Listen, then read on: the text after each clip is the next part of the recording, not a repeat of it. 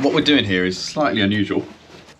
We're uber insulating this boat and then putting a whole fixed skin of 6mm plywood.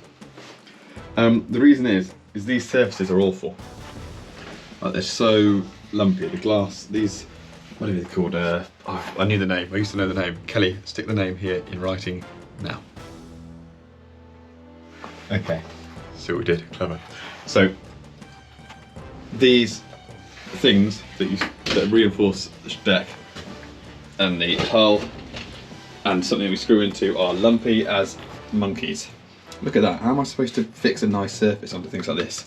Not only that, previous fix, you can see where a bulkhead used to be, well, a bit of a bed and a bit of another bit of bed, all over the place, chopped up, bodged up. Not only that, a lot of the place very damp.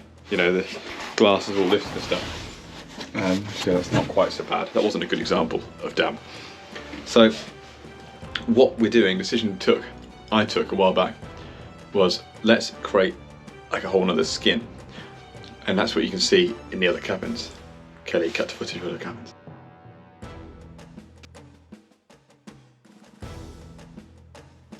Okay, cut back again. And we can do anything we want then with that skin. So Kelly loves the idea of loads of hardwood, darkwood slats going all the way along the side of the beds, which I think looks beautiful. But the point is we can do that any time. So by doing what I'm doing now, all I'm doing is adding 6mm.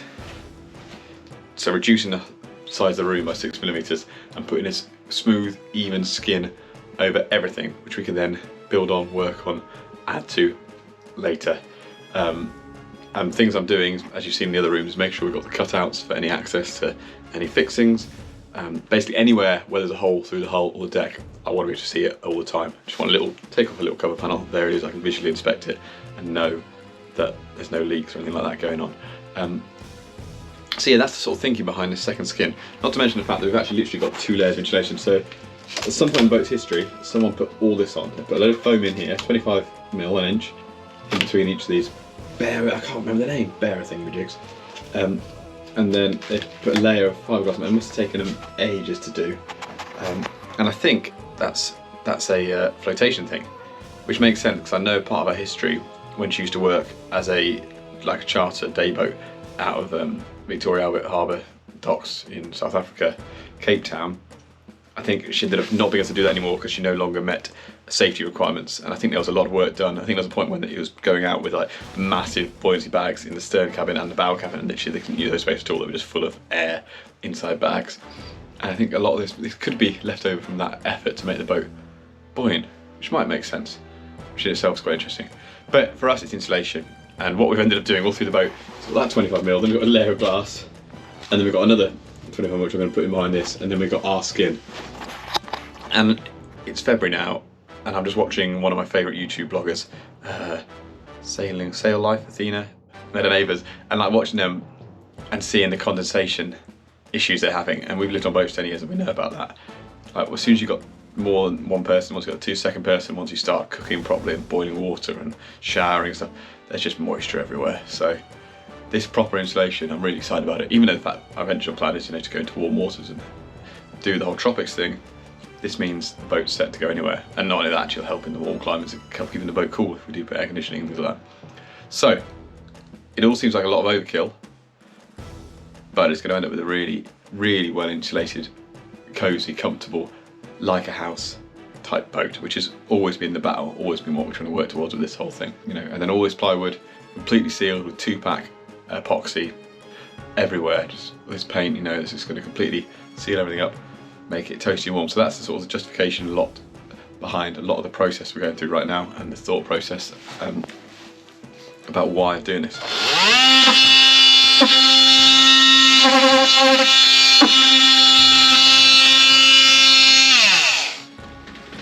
Who's doing the building? I'm doing the building.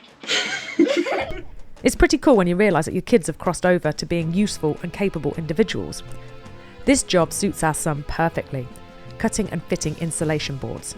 He has a mathematical brain and fantastic 3D spatial awareness, far better than when I tried and failed at this job. Hugh remembers observing a sailing family whilst we were in Bembridge a few years ago. Their kids were teenagers but very much part of the crew, climbing up the mast or on the helm or on the winch. It makes me realise that we've also got the makings of a crew. We're all part of this journey, and we need to remember that this process is just as fun for the children as it is for us. Hugh's next job is to build the frames for the windows. It always interests me seeing this footage, primarily as these new tools keep appearing that I never even knew we owned.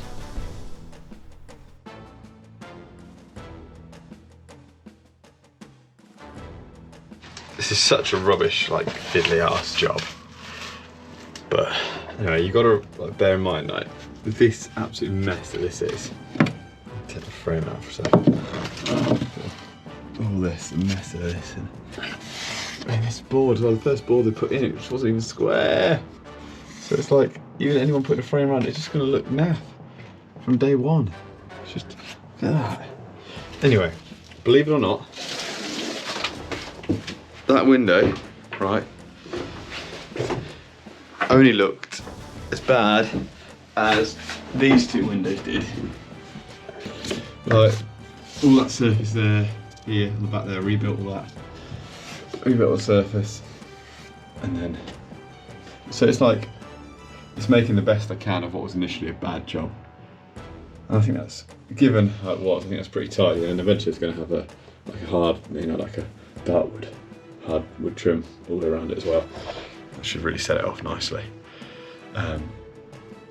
So I've got to remind myself, but I mean, this is the thing, like this whole, I think I talked about it when I put it in, that whole massive panel on this whole wall here, it was a bugger of a job cutting it the right size and getting it in, but that whole job, an hour or so. And then I spent 3 days building that surround with the porthole.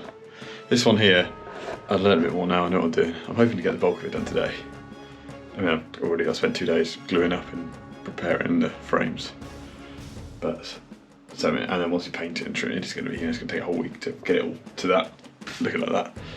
This is where the time goes. But the thing is, you've got to do it now, because I can't be faffing around with this stuff when we're living on board. So, anyway, just to explain where my time goes, I have some days when it looks like I've done loads, other days when I'm sat here sorting out the mess. This is the after effect of painting. Just painting the inside just frames. That I've actually only just epoxied in place now. The other frame, I guess, since painting it. I've got 2 bits of plywood here. One there, one here. That one definitely fits, already cut and trimmed. This one I've templated up and just cut in a moment. I'm going to take it in here and try and get it into that gap across there. It's almost in. Just a bit bendy here still. Problem is, like, once it goes in, I'm pretty confident the measurements are right. So if you got it all in, it would fit really nicely. But getting it in, the gap to get it in on the way past is smaller than the gap it will end up filling eventually. So I am going to trim a bit off it and there's going to be a gap. But it's not in the world. As long as I keep the gaps and the cuts, if I can, below the bunks, it'll at least be into the lockers. And to be honest, filling, fairing, sanding takes time and tidy it all up, but you'll never know. Just I love a smooth fit. This is there's no tolerance left here at all. It's so tight. So I may just try and get the whole board back out if I can. Just take a whole centimetre off that edge. Then it will just slot in. Maybe, who knows? I obviously don't.